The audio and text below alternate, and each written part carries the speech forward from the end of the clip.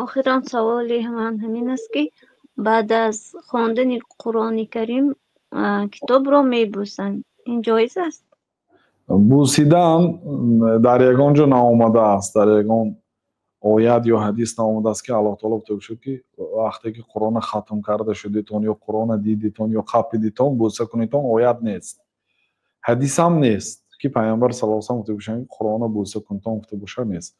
لیکن قرآن کتابی هست که یعنی بوسه کردن که حقش ادا نمیشه، حقش حق تلاوتی، الذين يتلونه حق تلاوته، اونایی که تلاوتش به جا میبیاره، حقیقی تلاوت میکنن، قرآن خواندن درست با تجوید خواندن و با آهنگ زیبا، و من لم یتغن بالقرآن فلیس منا، در حدیث آمده است که کسی که قرآن شروع کرده آهنگ کرده نمیخواند از ما نیست. قرآن باید برای خود سبکی خاص دارد. یا ایها المزمل قم الليل إلا قليلا نصفه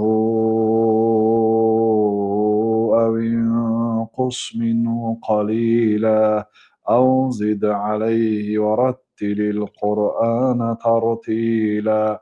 آهنگ خوب کتی، آهنگی که به موسیقی مانند نباشه، یعنی از آن قرآن خاص است.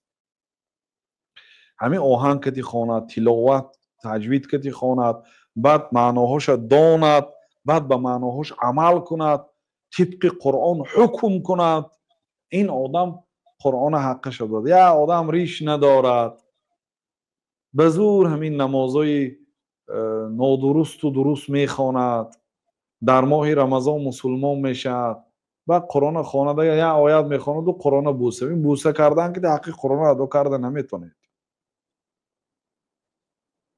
قرآن روزی که قیامت شکایت میکنه، این هذا اتخذوا هذا القرآن مهجورا، این قومی اتخذوا هذا القرآن مهجورا. پیغمبرم شکایت کردن که این مردم قرآن مهجور کرد، ترک کرد. حالا بسیار آدمایی که مسلمان هست میگن قرآن خوانده نمیتوند. بنابراین برادرها، کاری که شریعت گفته است همون کنید.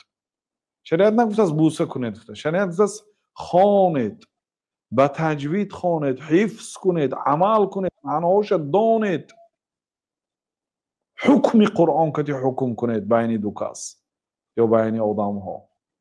این از وظیفه قرآن. غیبش به ایمان بیارید، فرمانش اطاعت کنید، نکن گفتگیش به باز استید.